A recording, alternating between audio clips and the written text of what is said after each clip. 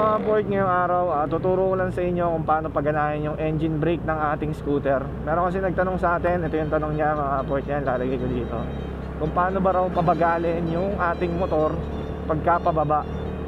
So ayan, nandito tayo ngayon sa pataas. Mamaya pagpababa titignan natin yung takbuhan natin ng naka pre-wheel at ng naka engine brake. Alright, ano pa inaantay natin? Let's go! Kadalasan mga port, yung pag-engine brake hindi nyo ito mararamdaman pagka sa mga flat na daan. Gumagana to mga port pagka yung sa mga pababa na daan. So ayun, tuturo ko sa inyo kung paano mag-engine brake ng ating scooter. Ayan mga port, dito natin tetestingin kasi pababa dito. Tapos ayan, naka pre-wheel tayo. Okay, tumatakbo tayo ngayon ng nagre-range siya pagka hindi naka engine brake mga port, naka pre-wheel tayo. So ayan, hanggang dito sa hams is ayan, 37 kilometers per hour. Ayan, yung pababa na yun. Ngayon, tetestingin naman natin pagka naka engine brake tayo dun sa pababa. Okay, ito naman mga port, pagka naka engine brake tayo, para gumana yung engine brake, bibira lang kayo ng isa. Okay, ayan, tas parang kakadyot yung motor nyo. So ayan, tignan nyo yung takbo natin is nag-aano lang siya sa 27 kilometers per hour.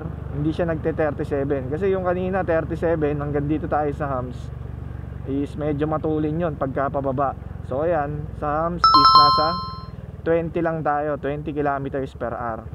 Yun, para paganahin yung ating engine brake mga port sa mga pababang daan, mararamdaman nyo yan pagka gumanon yung motor nyo.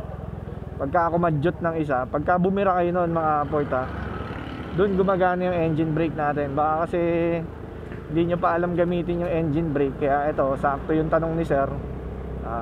Gumawa na rin tayo ng tutorial, tips kung paano paganahin yung ating engine brake. Ayun lang mga port, bibira ka lang ng isa, mag-engine brake na yung motor nyo. Lalo na sa mga pababa, yung mga matatarik, malaking tulong yung engine brake kasi para hindi umuupod ng pad tsaka ng brake shoe natin. Kasi ang lakas makakain sa brake nyan, lalo na sa mga pababa. Lalo na dito sa may Antipolo sa amin, puro pababa yung daan. Kaya importante, alam nyo rin kung paano mag engine brake.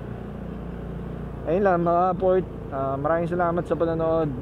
Follow for more tips. Out.